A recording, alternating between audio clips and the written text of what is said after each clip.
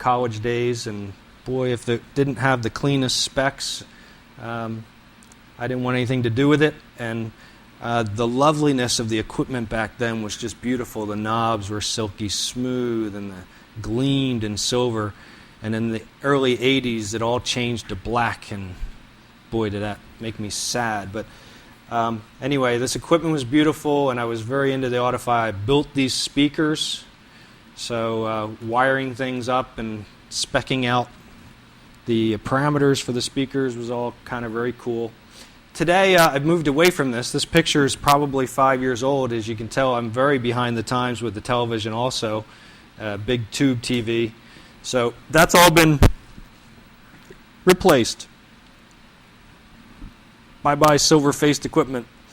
Home theater, 5 channels. Yeah, it doesn't have quite the sound quality, but with television programs and DVDs being broadcast in 5-channel, you got to have 5 channels. This center speaker, if you don't have one, and if you're listening to DVDs, you're missing so much dialogue and quality. So anyway, we'll be talking about home theater a lot in the future as part of our consumer electronics information. I did go to the University of Pittsburgh, so I actually really am a degreed guy. I studied information science, which back in 1980, that was really the beginning of the Internet. As a matter of fact, Ethernet was just being discussed in papers, and I was reading white papers in the library about Ethernet, and lo and behold, it became the backbone of the whole Internet, and I was really ahead of the time. I wouldn't say ahead of my time, ahead of the time, because the Internet took off well after I was out of school, and that's where I really should have been. It's where I should have been. But it did give me a good background in basic computer architecture, some programming, and the University of Pittsburgh was a lot of fun. So, I became a programmer. Basically, nobody was looking for information scientists back in the mid-'80s. It was a recession. And I got a job. Really, I started moving towards engineering. So I started writing some code. This is just a little sample snippet of some Python code I wrote recently, just as an illustration. And going into engineering took me into this line of work, and that was video equipment. I worked locally, making broadcast video equipment, and grew up into some real heavy-duty software engineering that ran this equipment. This is software that was built into the machines that make it do things when you push the buttons and turn the levers. And some of these were award-winning products that I helped to design. Some of the ideas were unique from me and combined with some very talented people. We made some equipment that rivaled what big companies with tens to hundreds of people were coming up with. So very exciting time. Even came up with a patent, actually 2. This is one of them that was related to the video products. Not sure if that made any money for him, but it's kind of fun to be in the system there with that. Then I went into photography as a part-time thing, and I learned really a lot technically about photography and have a lot to share with you about taking better pictures from a technical standpoint. Other folks could probably teach you better on composition and artistic side, but some of the programs that we'll talk about photography and some of the technical aspects that you can improve by knowing a little more than you do. Then also did some time with some music, got together with some guys. I played a little bit of guitar and sang.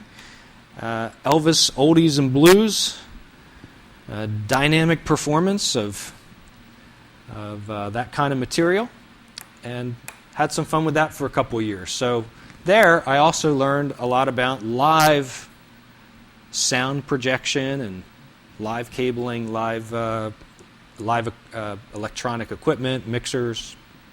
So, yet more technical stuff added to my background.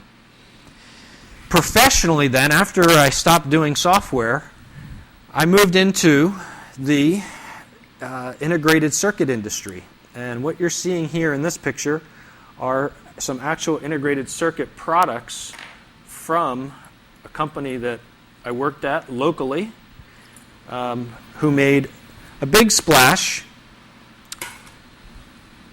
We'll come away from there. Back to me? Yeah. Hold on. That moved. I don't know why that did that.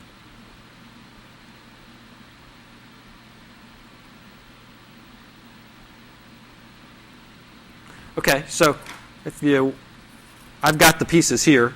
These are integrated circuit wafers. They're loaded with chips. These are cut apart, and the chips are put inside of packages. The little tiny square in the middle is the chip, and it gets wired out to the pins here. And this is the stuff that makes all of this possible. There is very little circuitry today that isn't done in this kind of manner rather than little separate devices that are soldered together on a circuit board. So I sold these things out in the field. It's the same thing that's in these kind of chips. This is a processor that's on your motherboard in your computer. And I've got several of these pieces.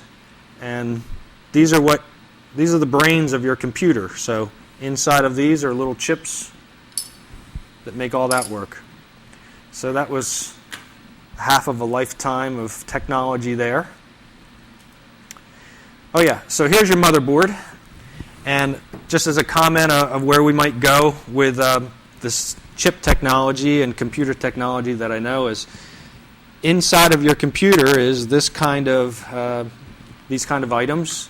Processors underneath this fan here to keep it cool. These are called slots, and they're here for memory. These are slots for adding cards. Now, when you buy a computer, it's got a certain processor in here and certain memory cards and certain cards in here to make it do what you bought it for, to do its computer stuff. And one of the things we'll talk about is how the particular items that are in there affect how it performs. And we will talk a little bit at times about how your old computer may be able to do far better than what is doing now, because when it was built, it probably was populated with mediocre items of this kind. The processors, the hard drive. This is a hard disk drive here. That's actually a laptop hard disk drive. It's quite tiny. We'll talk more about what those are. But this is where your data gets stored. This is a processor, and this is the brains. Now, there can be a huge difference between this processor being in here and this processor being in here. So this is regarding upgrades and things you can do to save money to make your old computer work better. The memory cards come in different quantities and sizes. Now this is where your software actually runs. The more of this that you have, the more space you have to run bigger programs, to run more programs at once. And these might be mediocre parts in your current computer or your old computer. And the upshot is as your computer ages, some of these parts get really cheap, and it gets really worth upgrading using those inexpensive parts, because now that the new stuff has come out, that's what costs big money.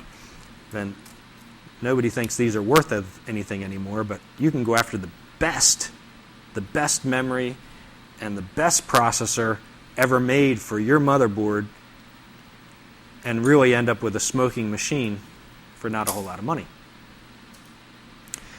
As a matter of fact, this is exactly what I did here for PCTV. PCTV is now broadcasting their channels on the World Wide Web. And what that means is we take our Comcast analog feeds